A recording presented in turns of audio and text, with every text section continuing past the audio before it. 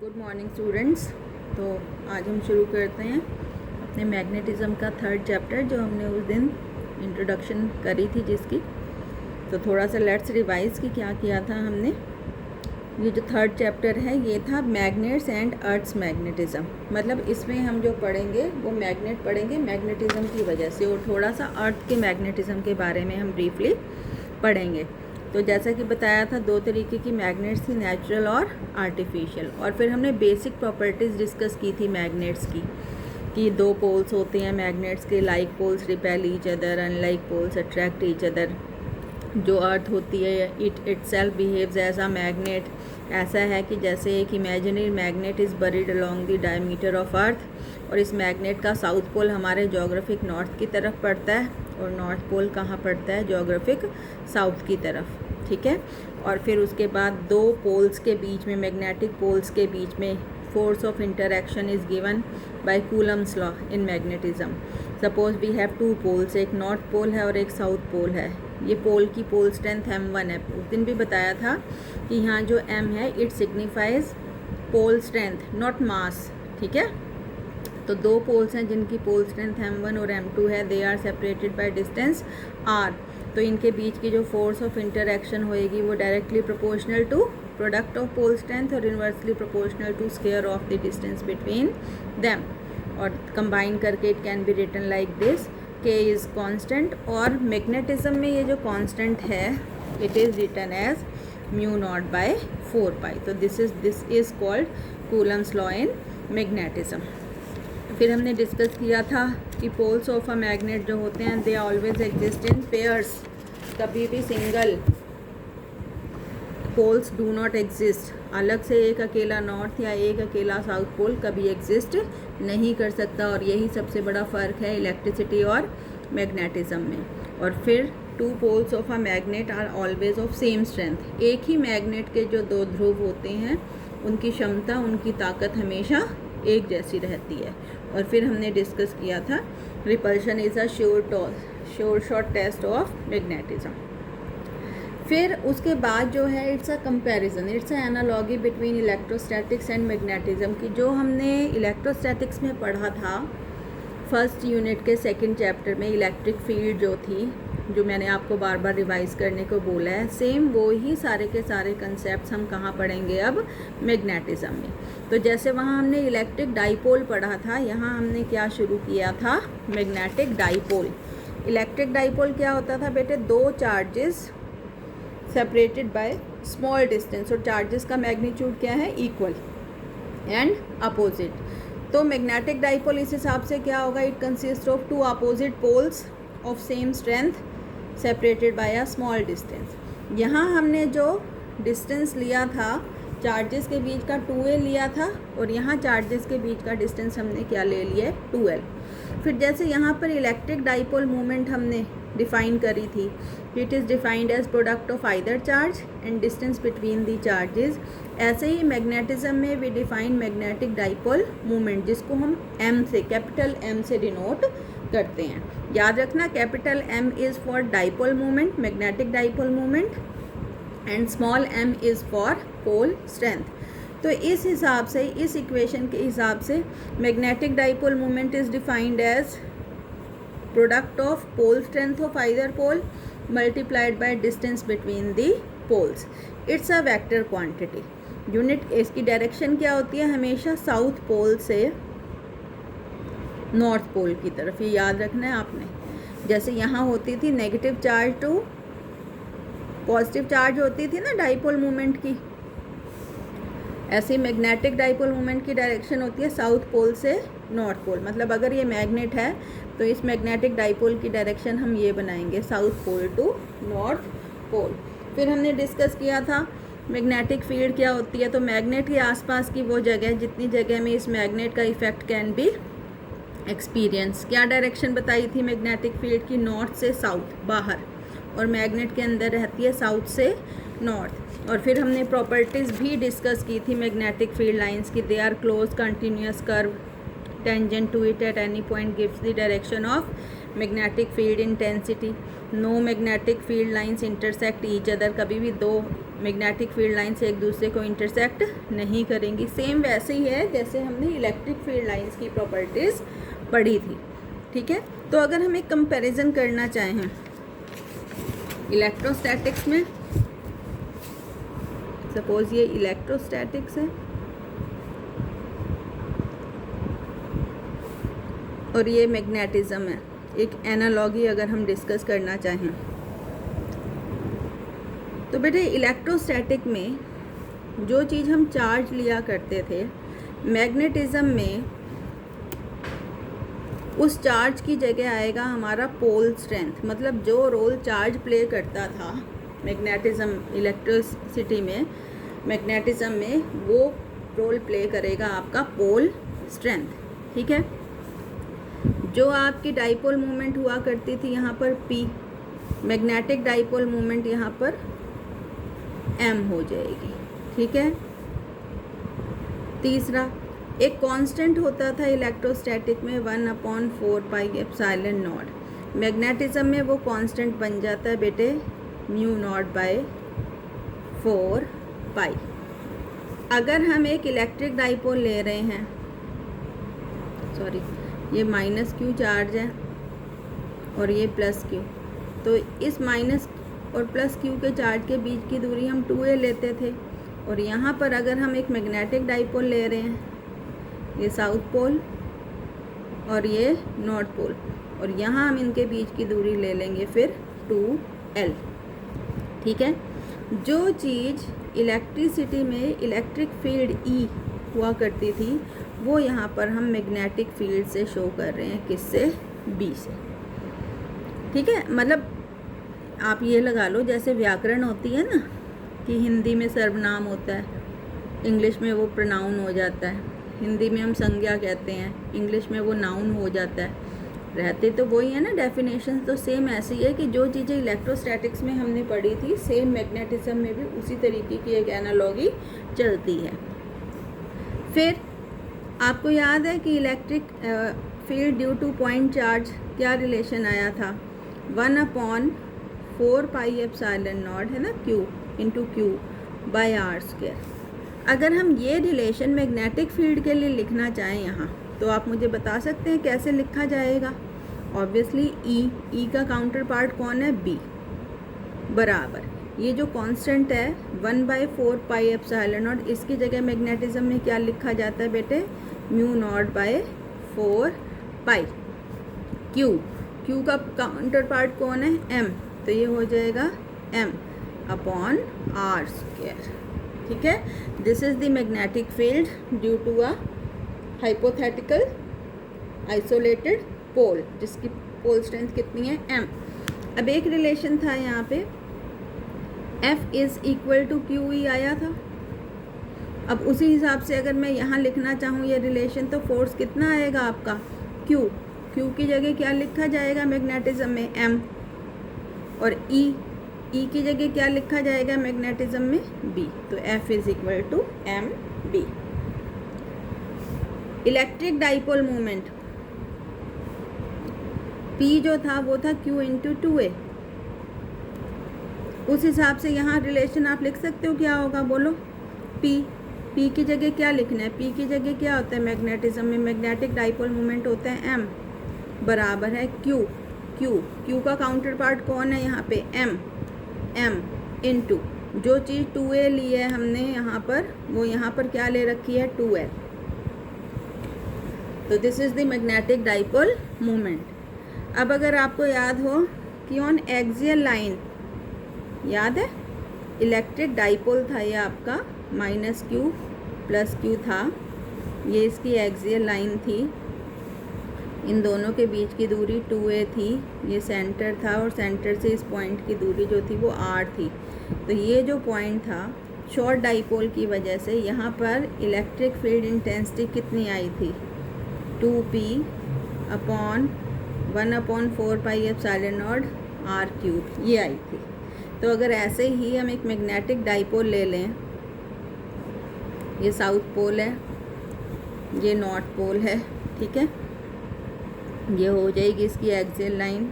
और यहाँ पर हम एक पॉइंट ले लें, ये सेंटर है, इन दोनों के बीच की दूरी यहाँ पे 2L ली है हमने, और सेंटर से दूरी ली है D। जो यहाँ R ली थी वो यहाँ पे D ली है। तो आप रिलेशन लिख सकते हो इस टाइप का कि यहाँ एक्सियल लाइन पर मैग्नेटिक फील्ड इंटेंसिटी कितनी होगी, बोलो, ड्यू टू शॉर्ट डाइपोल। ये जो कांस्टेंट है इसकी जगह यहाँ कौन सा कांस्टेंट आएगा मैग्नेटिज्म में, mu not by 4 pi. 2p है तो 2 तो 2, लेकिन p की जगह क्या आएगा यहाँ पे, मैग्नेटिक डाइपोल मोमेंट आएगा m, और r की जगह मैंने लिया है dk। ऐसे ही इक्वेटोरियल पर अगर आपको याद हो, E इक्वेटोरियल पर तो रिलेशन ये इक्वेटोरियल लाइन होती है, तो रिलेशन आया था बेटे 1/4 पाई एप्सिलॉन नॉट p/r³। यहाँ 2 था, यहाँ पे 2 नहीं था, तो उस हिसाब से यहाँ पे रिलेशन क्या लिखा जाएगा, B magnetic field induction on the equatorial line of bar magnet. बोलो, कांस्टेंट की जगह क्या आएगा, जो मैग्नेटिज्म का कांस्टेंट है क्या है हमारा, mu not by 4 pi. P की जगह क्या आएगा, M, और R की जगह dq। ठीक है, सेम वही रिलेशन होंगे। ऑब्वियसली इसमें E एक्सियल जो था वो ट्वाइस ऑफ E इक्वेटोरियल था, इसको हम डिराइव भी करेंगे, ठीक है, एक्सियल और इक्वेटोरियल पे। और यहाँ पर जो था B एक्सियल ऑब्वियसली किसके बराबर आएगा, ट्वाइस ऑफ B इक्वेटोरियल। फिर हमने यहाँ पे टॉर्क निकाला था कि जब हम इलेक्ट्रिक डाइपोल को किसी इलेक्ट्रिक फील्ड में रखते हैं तो उसके ऊपर कितना टॉर्क लगता है, PE sin theta.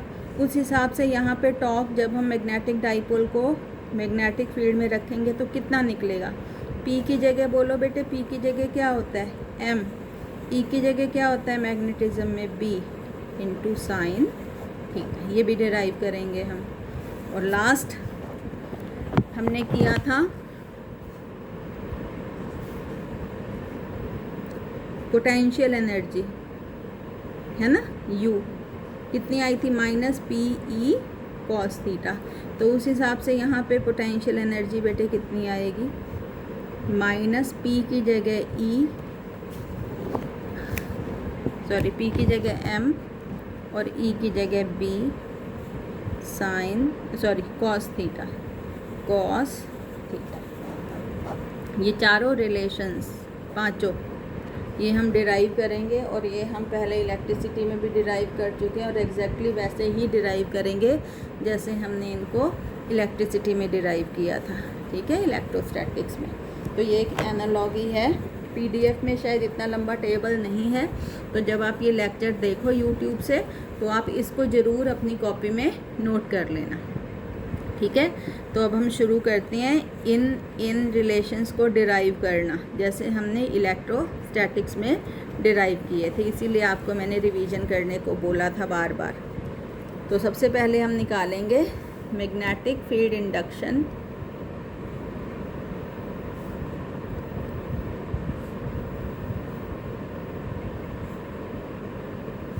at a point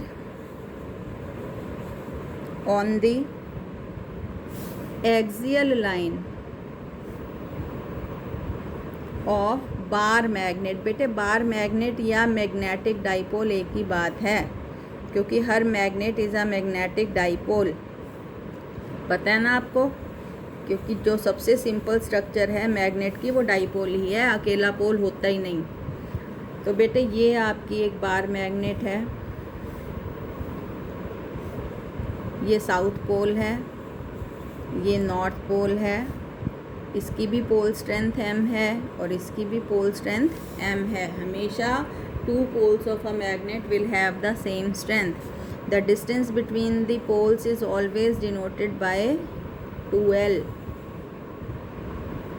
और ये है इसका सेंटर। तो ये जो भी बार मैग्नेट है इसकी जो मैग्नेटिक डाइपोल मोमेंट है it is given as M into 2L, product of pole strength and distance between the poles. This is the axial line of this bar magnet. और इस एक्सिल लाइन पे हम यहाँ पर P पॉइंट पर इस bar magnet की, ये जो P पॉइंट है इसकी मैग्नेटिक फील्ड के अंदर है, तो इस बार मैग्नेट की यहाँ पर जितनी भी मैग्नेटिक फील्ड इंटेंसिटी है हम वो कैलकुलेट करेंगे। Let this point be at a distance d। तो जैसे हमने इलेक्ट्रोस्टैटिक्स में किया था, पहले इस पोल की वजह से निकाल लेते हैं कितनी होगी मैग्नेटिक फील्ड, फिर इसकी वजह से, और फिर दोनों का क्या ले लेंगे, रिजल्टेंट। तो let B1 is the magnetic field induction at P due to north pole, due to इस पोल की वजह से। तो ऑब्वियसली अभी हमने पीछे डिस्कस किया था कि due two point charge electric field intensity होती है Q अपॉन 4πε0 r²। तो मैग्नेटिक फील्ड इंटेंसिटी इस हिसाब से हो जाएगी, Q की जगह पोल स्ट्रेंथ, इस कांस्टेंट की जगह μ0/4π/r², है ना, यही। तो ये हो जाएगा बेटे आपका B1 is equal to μ0/4π, pole strength कितनी है इसकी m, अपॉन दूरी कितनी है इस पोल से इसकी np का स्क्वायर। तो इट इज़ μ0/4π m। np कितना है ये np, ये दूरी d है और ये दूरी l है, तो ये कितनी बची, ये बची आपकी d - l और इसका स्क्वायर। दिशा कैसे रखनी है, इलेक्ट्रोस्टैटिक्स में हम मानते थे कि वहाँ पर यूनिट पॉजिटिव चार्ज रखा है जिस पॉइंट पर इलेक्ट्रिक फील्ड निकाल रहे हैं। यहाँ हम मानेंगे कि यहाँ पर एक काल्पनिक नॉर्थ पोल रखा है, क्योंकि अकेला नॉर्थ पोल तो होता ही नहीं ना, इसलिए सपोज़ इमेजिनरी नॉर्थ पोल रखा है। अब ये भी नॉर्थ है और यहाँ भी नॉर्थ पोल रखा है, तो क्या करेगा, रिपेल करेगा, इधर जाएगा। तो this is direction of B1, N से P की तरफ। तो यहाँ मैं लिख रही हूँ अलॉन्ग NP। अब सपोज़ इस पोल की वजह से यहाँ पर मैग्नेटिक फील्ड है आपकी B2। Let B2 is the magnetic field induction at P due to south pole. तो ये हो जाएगा आपका इस हिसाब से B2 μ0m, इसकी भी पोल स्ट्रेंथ m ही है ना, इस पोल की भी, अपॉन 4π, और पॉइंट की दूरी यहाँ से कितनी है, SP कितनी है, इतनी दूर है पॉइंट S से, तो SP का स्क्वायर। तो ये हो जाएगा आपका μ0m 4π और SP अब आएगा आपका d + l का स्क्वायर। और दिशा क्या हो जाएगी, वही नॉर्थ पोल रख के देखो, और ये साउथ पोल है, इसको भूल जाओ बीच में, तो ये नॉर्थ जो होएगा वो अट्रैक्ट करेगा साउथ की तरफ। तो ये होगा आपका B2 अलॉन्ग P से S की तरफ। ठीक है, अब 2 आ गई, तो रिजल्टेंट कैसे निकालेंगे, total magnetic field at P। तो ये हो जाएगी B = B1 - B2। क्यों किया हमने B1, वहाँ भी एक प्रश्न आया था इलेक्ट्रोस्टैटिक्स में भी, B1 ज़्यादा है, क्यों ज़्यादा है, B1 is the magnetic field intensity due to north pole, और नॉर्थ पोल जो है वो इस पॉइंट के ज़्यादा करीब है, तो ऑब्वियसली इसकी वजह से यहाँ पर इंटेंसिटी ज़्यादा होगी। और क्योंकि ये वेक्टर्स अपोजिट डायरेक्शन में आए हैं इसलिए इनको माइनस किया हमने रिजल्टेंट निकालने के लिए। सेम में आते तो हम इसको प्लस कर देते। और डायरेक्शन भी क्या होएगी, जो बड़े वाले की होती है, और बड़े वाले की क्या है, अलॉन्ग NP। तो लेट्स कैलकुलेट B1 कितना है, B1 μ0m/4π d - l², और B2 कितना है, μ0/4π m d + l का स्क्वायर। कॉमन क्या आ गया दोनों में, μ0m अपॉन 4π 1 - d - l का स्क्वायर माइनस d + l का स्क्वायर। अब हम ले लेंगे LCM, उसमें भी ऐसे किया था, बाय 4π, ये आ जाएगा आपका d² - l² का होल स्क्वायर, और ये यहाँ पर d + l का स्क्वायर और माइनस d - l का स्क्वायर। खोल लें इसको, तो ये हो गया आपका B = mu not m upon 4 pi d square plus l square, sorry d square minus l square का होल स्क्वेयर अपॉन, इसको खोल लो, d square plus l square plus 2dl minus, अब ये माइनस है बाहर, d square minus l square और minus minus plus होके 2dl हो जाएगा, d square plus minus l square plus minus cancel, कितना आया ये, mu not m upon 4 pi 2dl plus 2dl 4dl d square minus l square का whole square, mu not m upon 4 pi 2l into 2d d square minus l square का whole square, what is this, m into 2l, क्या होता है m into 2l,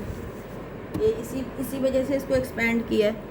बताओ m into 2l क्या है, ये देखो क्या है m into 2l, it is the magnetic dipole moment. तो यहाँ हम इसकी जगह कैपिटल M रखेंगे, तो ये आ गया बेटे B is equal to mu not into capital M into 2d upon 4 pi d square minus l square का होल स्क्वेयर। ठीक है, अब देखो फॉर शॉर्ट डाइपोल, जैसे हमने उसमें किया था इलेक्ट्रोस्टैटिक में, for short dipole, short dipole के लिए क्या होता है, L जो है वो बहुत छोटा हो जाता है D से। ठीक है, तो यहाँ L कैन बी नेग्लेक्टेड, और अगर हम L नेग्लेक्ट करें तो B is equal to mu not m into 2d upon 4 pi, और d स्क्वेयर का होल स्क्वेयर है d की पावर 4, एक d से यहाँ एक d कैंसिल, नीचे रह जाएगी d की पावर क्यूब। तो फाइनली क्या आएगा आपके पास result, mu not into 2m upon 4 pi by d cube. This is the magnetic field induction on axial line of magnetic dipole या बार मैग्नेट। और देखो एनालॉगी से भी हमने बिल्कुल सेम ये रिलेशन यहाँ लिखा था कि अगर एक्सियल पर इतनी थी इलेक्ट्रिक फील्ड इंटेंसिटी तो फिर मैग्नेटिक फील्ड इंटेंसिटी भी इतनी ही होनी चाहिए। यही आया ना हमारे पास, क्लियर है। और सेम ये वैसा ही डेरिवेशन है जैसे हमने इलेक्ट्रोस्टैटिक्स में किया था। अब हम करेंगे magnetic field induction on equatorial line of dipole.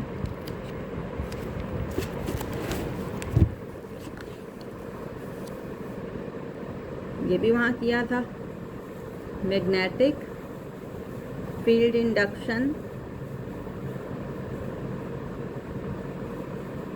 At a point on equatorial line of bar magnet और मैग्नेटिक डाइपोल।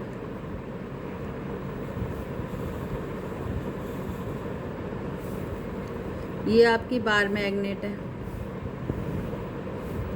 ये साउथ पोल है और ये नॉर्थ पोल है। Distance between the poles is taken as 2l।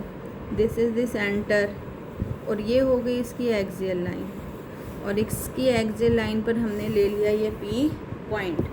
ठीक है, जो इससे कितनी दूरी पर है, सपोज D दूरी पर है, तो अगर ये डिस्टेंस 2l था तो l हो गया, ये भी l हो गया, ये डिस्टेंस भी हो गया आपका d square plus l square under the root, और ये डिस्टेंस भी सेम हो गया d square plus l square under the root. ये हो गया आपका थीटा, ये भी आपका थीटा। अब ऑब्वियसली तरीका वही है, ये जो बार मैग्नेट है इसकी magnetic dipole moment is m into 2l, है ना। मैग्नेट के दोनों पोल्स जो हैं इनकी स्ट्रेंथ कितनी है, m है। अब वही पहले नॉर्थ की वजह से निकाल लेंगे, फिर साउथ की वजह से, और फिर ले लेंगे रिजल्टेंट। याद है आपको कैसे किया था, let B1 is the magnetic field intensity at P due to north pole. ये शायद जो लेक्चर है ये आगे वाले वीडियो में जाएगा, ठीक है। तो इसको कंटिन्यू देखना, आगे वाले वीडियो को और इस वाले यूट्यूब वीडियो को, मैं इसको कंटिन्यू करूँगी, जहाँ भी ये एंड हो जाएगा आगे हम वहीं से शुरू कर लेंगे। तो बेटे ये देखो, ये नॉर्थ पोल है ना, यहाँ पे क्या रख के देखना है, नॉर्थ पोल। अब ये नॉर्थ है, ये नॉर्थ है, क्या करेगा, रिपेल करेगा, इधर जाएगा। तो सपोज़ ये है आपका B1। अगर हम यहाँ पे कोऑर्डिनेट एक्सिस बना दें, ये एंगल थीटा था, तो ये एंगल भी कितना है, थीटा। और B1 कितना, पहले तो B1 का मैग्नीट्यूड कितना है बेटे, वही μ0/4π, होल स्ट्रेंथ है m, और इस दूरी का स्क्वायर NP का स्क्वायर। जब NP का स्क्वायर करोगे तो ये आ जाएगा d² प्लस L²। अलॉन्ग किसके अलॉन्ग आएगा, ये N से P की तरफ। अब B1 को हम दो कंपोनेंट में रिजॉल्व करेंगे। नंबर 1, एक ये x डैश की तरफ जाएगा, ये B1 है, ये थीटा है, तो ये कंपोनेंट होगा आपका B1 cos थीटा, और ये होगा आपका y की तरफ B1 sin थीटा। तो B1 cos theta along, same वैसे ही है जैसे इलेक्ट्रोस्टैटिक्स में था, px डैश, और दूसरा B1 sin theta along py। Similarly इसकी वजह से हम करेंगे, तो लेट ऐसे ही B2 is magnetic field induction at P due to south pole. तो बेटे मैग्नीट्यूड तो अब देख लो, अब यहाँ पे इससे यहाँ पे डिस्टेंस कितना है, d² plus L² under the root square ही करना है ये भी हमने।